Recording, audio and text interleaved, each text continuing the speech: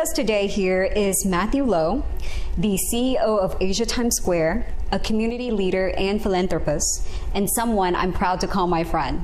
Welcome, Matthew. Thank you for speaking with me today. Absolutely. Thank you, Teresa.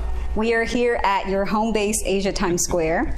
So for people who don't already know, can you give us some details? How big is this place? What kind of establishments are housed here? Sure. So the two buildings that we took over, the first one was the Walmart building, and that's around 120,000 square feet. And then 6 years later, we took over the Sam's Club building, which is 130,000 square feet. So total between those two buildings, 250,000 square feet. Oh, wow. And then we recently just built another 11,000 square foot standalone building for Paris Baguette, Seven Leaves, and whatnot. So we're growing, and we're continuing to grow. Wow, I'm glad to see the success. Thank you. What are your plans for future developments, or are you keeping that a secret right now? No, I mean, the plan has always been, when we decided to relocate Hong Kong Marketplace from Arlington to Grand Prairie, we just loved the site. We immediately acquired more land around it because we actually have a master plan. We have a vision, and we want to execute that. I think we're about 50% there, if that much. But we're still continuing to work hard and trying to expand. Our goal is to make Asia Times Square the destination connecting cultures and communities. I think it's already there. Thank you. I appreciate that. But you're forever growing, and I love that about you. And one of the things I really, really like is the motto of Asia Times Square is preserving tradition and promoting culture. First and foremost, I'm a very proud Asian American, and I love being able to celebrate all the traditional holidays that we have, Lunar New Year being the biggest one. And I remember when we first opened our first grocery store here in Grand Prairie, my dad wanted to host a Tat.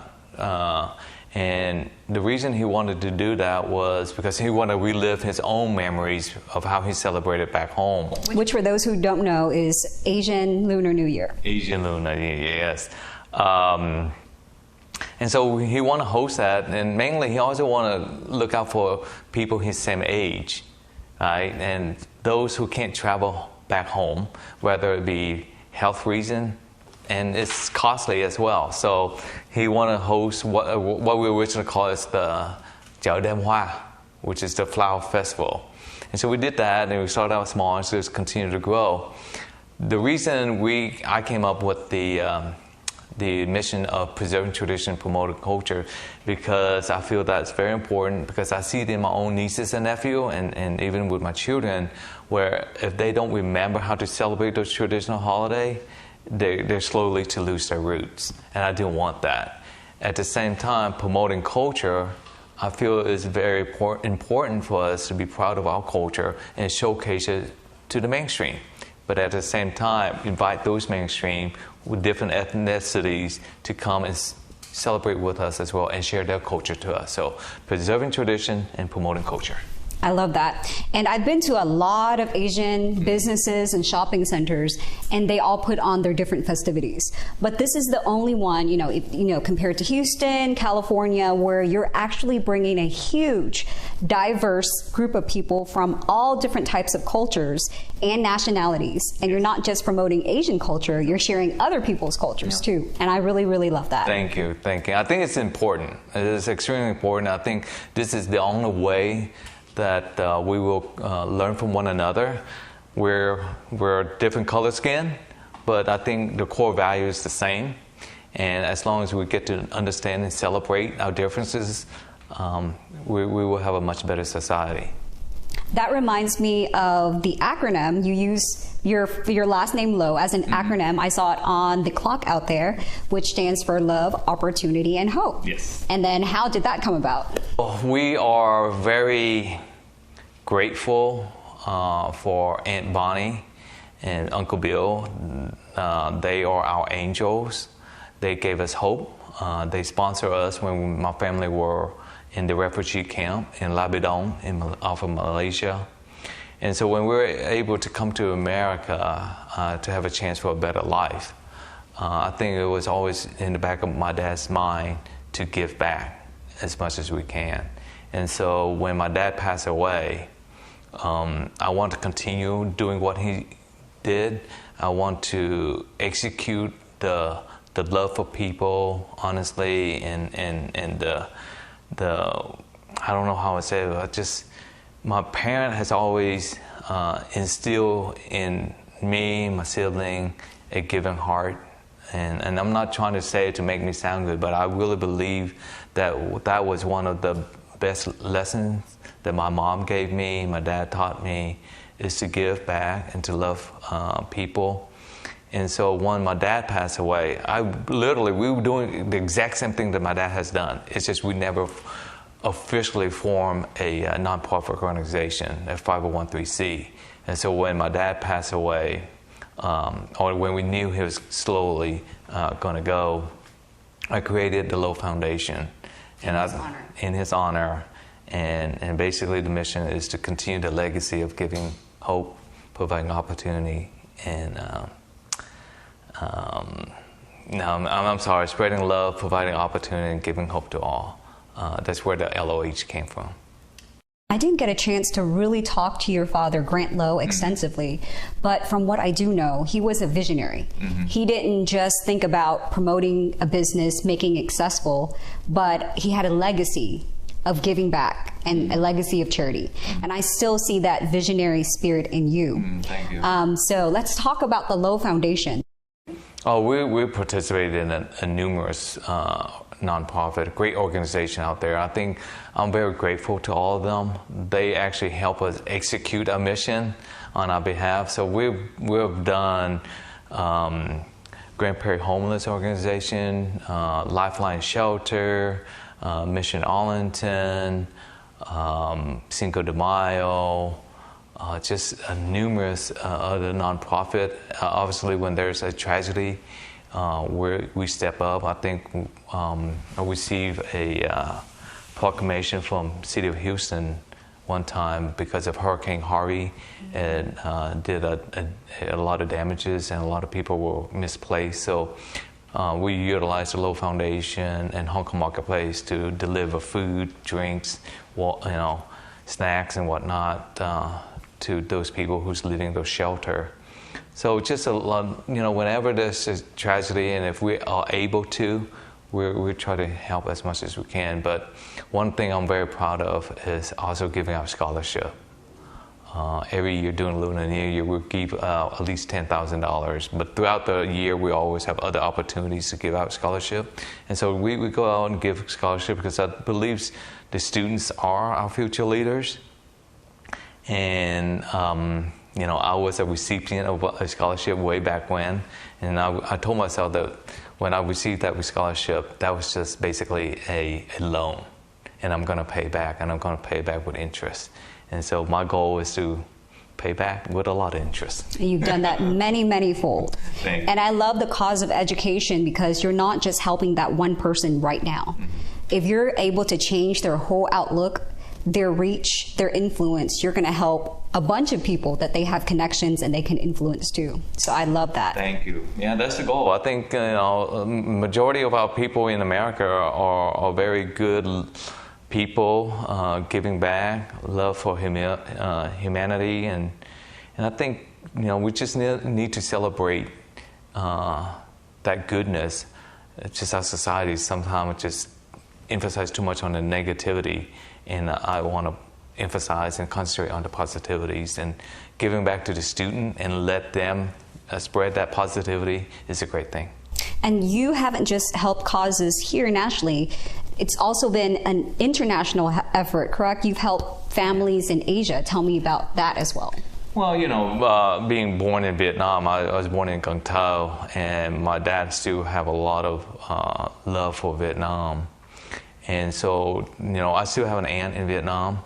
And, in Vietnam, it's just the opportunity there is very limited. And when there's a tragedy over there, it's difficult for them to rely on the government over there to assist them. So my father would find ways to help those people over there. I know we helped build roads in small villages to help them. What took days to cross became an hour once the road was built. And then we helped build a cemetery, I guess. for those who can't afford a place for them to worship their ancestor. We did that as well. So that's just little projects here and there. Again, we're very blessed and fortunate to be in the position we are to give back, but we're not anywhere close to so many other great people who do a lot more than us. We're just trying to do our part. So when you have the different festivities during the different times of year at Asia Times Square, it's, yes, to serve the purpose of promoting our culture and sharing our traditions, but also to raise funds for the Loh Foundation so you can continue this legacy of giving. So if someone doesn't want to wait for the next festival to give, how do they do that? How do they contribute to the Loh Foundation? Oh, sure. I mean, you can visit our website, thelohfoundation.org, and there's a donate link in there, and you can donate to that, and 100% of your donation will go towards helping someone else or an organization. You know, just being able to help somebody, it just really gives me a warm feeling and just a great satisfaction that I'm making a positive impact. And those who donate, just please know that you are making that impact. So I appreciate everyone. And so when I speak to people, leaders of the community like you, the giving is really their why. Mm-hmm. They push harder, they work hard to succeed, so they have more to give. Mm-hmm. So they have more influence in the community to get others to give. Mm-hmm. So with that being said, tell me, people know about the impact that you, the Loh Foundation, and Asia Times Square has on the community, but very few people know about you as the person. So take us back to kind of like your childhood. Where were you born? Where did you grow up? And how did you have your journey to the U.S. to do what you do today? First and foremost, I want to say that Asia Times Square, the Loh Foundation, Hong Kong Marketplace, we wouldn't be who we are and be able to do what we do without the love and support of our community. And so the kind words that you have said about me is always because of the people I connect with, the partners that I have. So a huge thanks to them. I was born in Cần Thơ. So when the Vietnam War took place, and the Vietnamese communists, basically took over the entire country, my dad decided to leave Vietnam for a better life. Not necessarily for him, but for the children, right? And so we were one of those refugee people, one of those boat people, you call it, that came to America. We were literally on a small boat escaping Vietnam. Our first attempt was a failure, and we were captured. And then when we were released and my dad was able to borrow more money, he took another risk. And our second attempt was successful. We landed in Labidong, an island in Malaysia. I think in 1978, the U.S. government designated that island as a refugee camp. So we stayed there for close to a year before we won the lottery ticket, which everybody asks me, I say that's the lottery ticket. So that's why I don't play the lottery anymore, because you can't win twice. I already won. So that's when we came to America in 1979. And from the stories, our sponsor lived in New Mexico, Missouri. We're probably the second Asian family there. Wow. And can't speak the language. No friends, no one can help us, and my dad was able to find someone who could give him a job in San Francisco. Oh, wow! And so, family of 8 got on a bus, went to San Francisco. We didn't stay there long because the earthquake scared the crap out of my mom. Oh gosh! And so we left San Francisco to Wichita, Kansas. So we left earthquake to go to a tornado city, Tornado Alley. And so after a number of years there, my dad just visited a friend in Arlington, Texas, and he found this grocery store and spoke to that lady, and she was wanting to sell. And so he took a gamble and bought that from her, and our Hong Kong Marketplace grew from there. So what made you first decide to take the leap from just operating a grocery store to expanding it? Well, I think it's a little bit of a collective effort, but I was the last one to join the family business, I believe. I was a mechanical engineer. I graduated UT Arlington. I won't tell you when, but I graduated at UT Arlington with a mechanical engineering degree. I worked as an engineer for a number of years, and then I just decided to have that conversation with my dad because he's keep on trying to recruit all the siblings to come back and work as a family. And I decided to go ahead and do that. And when I came back, I think because of my engineering background, I really want to start at the bottom. And I keep on telling people, I say I was the highest paid cashier in the history of America. But I want to do that because I want to make changes. I think we have such potential with our grocery business. And so we continue to grow. And once we were able to grow, we kind of dab into some real estate, and it was working out. And then when this Walmart was available, we jumped on it. And then we knew that the grocery store by itself would not be enough. It will be the anchor, but it just won't be enough. And so we worked really hard to come up with our master plan and the vision that we have. And, luckily it panned out. We have a bank, many restaurants, many specialty services store as well. And just, I think partnering with the right people and just the love and support from our community play a big part. So now it's at the home of many, many festivals and events that you host throughout the year. Mm-hmm. So bringing it back to AAPI month, you just held your Asian Heritage Festival from the 12th to the 14th, correct? Right. How did that start? What made you decide to start hosting yet another festival? Sure.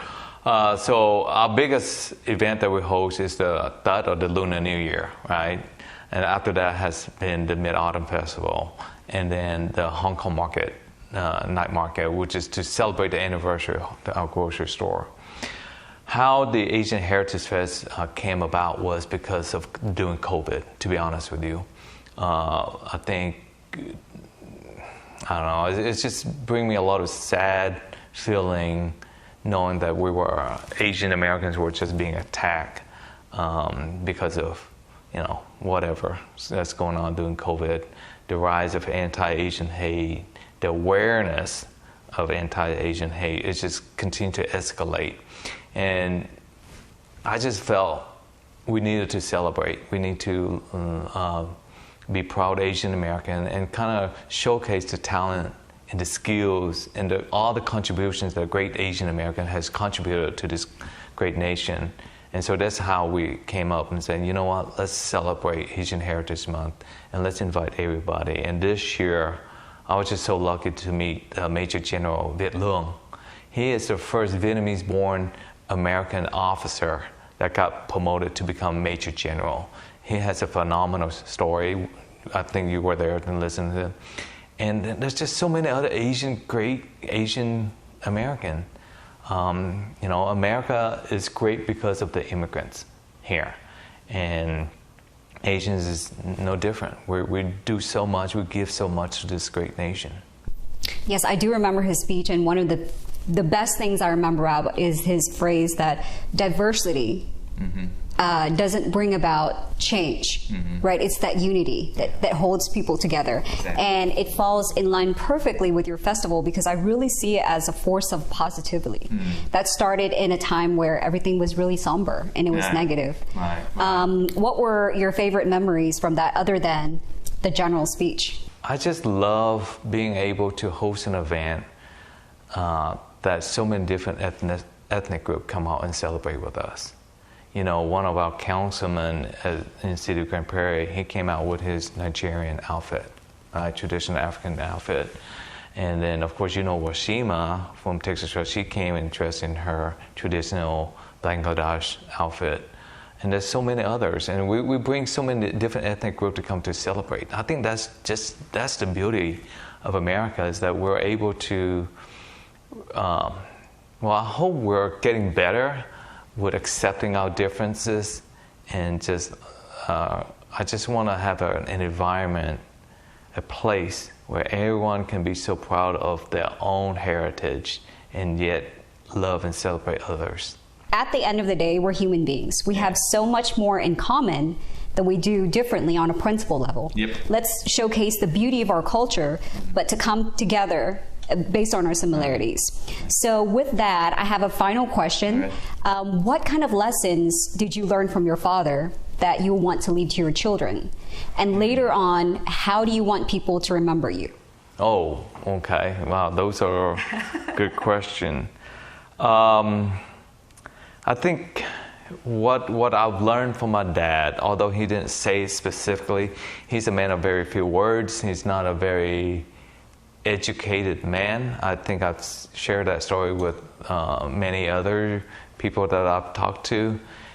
The reason I say he's not an educated man because he never had the education. You know, formal education. But he was a man with innate wisdom. Yeah, innate, most intellectual person that I know. And, you know, when we're in America living off food stamp, living off government housing, and have the challenges that we had, my dad never gave up. He continued to work hard. He had 3 jobs at one time just to make sure we have enough food on the table. His whole entire mission at that time was to not be dependent of government assistance. He was a very successful businessman in Vietnam. And so he didn't like to rely on government assistance. He worked extremely hard. I was struggling in school. You know, I couldn't speak the language, and I was still struggling in school. But I think over time, my grades got better, my English got better, and all this kind of stuff. And we were able to get out of government assistance, and we continued to grow. And it really boils down to this 5 Ds that I've shared with others. I think just by witnessing and watching my dad execute these 5 Ds made me earn all my A's and B's in school, make me the person I am, and help me succeed in life and in my personal career. So anyone who's listening to this, the 5 Ds that I want to share with you, the first one is desire. Right? Yeah, know what you really want in life, and don't forget and go after that. So, desire, follow that with determination, follow that with dedication, follow that with devotion, and end it with discipline. If you're able to execute those 5 Ds, I'm pretty sure you're going to be very successful in life and in your professional career. And how do you want to be remembered? I would hope that people say that I love life. And I love people. You're a unifier. Yeah, that'd be great if they can say that, but you know, I just think all of us we're so much alike. I mean, there's only one race, the human race, and I would hope people would say that I just have a love for humanity, and then I want to make sure that people get to celebrate, enjoy that together. Thank you so much, Matthew, for inviting me here and sharing your insightful thoughts. I hope to be privileged to your future events. Do you have any that you want to discuss at this moment? Mid-Autumn Festival, which is a very huge event in our Asian community. I call it the Children's Festival, where we will concentrate a lot on the children, and then the Hong Kong music and food, or we call it Night Market now. That's in October, and then the biggest one will be the Lunar New Year. Wow. I always love to be in the company of you and your family because I learn every single time. I can't wait for all the events coming up. And thank you for sharing your thoughts again on love, unity, coming together, and just life in general. Yeah, absolutely. It's a pleasure. And just give me one more second that I want to share with you. I think this is something that's very dear to me. For many years, I really give a lot of thought about why we have some issues that we have in our society. And after much thought, I really believe that a lot of it is rooted in pure ignorance. Pure ignorance. And I've made a number of speeches in the past where I said, you know what, let's replace ignorance with tolerance. And I thought that was a really good play on word, and I really meant it, until one day I had a conversation with my daughter, and my daughter said, Dad, I think you can just take it one step further, get rid of tolerance, Why won't we just become acceptance? And so now my speech is, or our purpose at Asia Times Square, along with our mission, our vision, is to replace ignorance with acceptance. So I hope people will think back and say, I'm working towards that, and I want everybody to join me in that mission. Right, because tolerance says that, I tolerate you, but there's still distance between us. There's still distance. Acceptance is bringing people in. Exactly. And at the end of the day, we're people who put on our pants one leg at a time. Mm-hmm. We all want to be accepted and understood and loved. I wish you lots and lots of success in the future. I've seen so much success. But when you become more successful, you're able to give more back to the community. Absolutely, absolutely. I run a business. I got to be profitable, but Asia Times Square, we're much more than a business. Thank you again, Matthew, and best wishes. Thank you.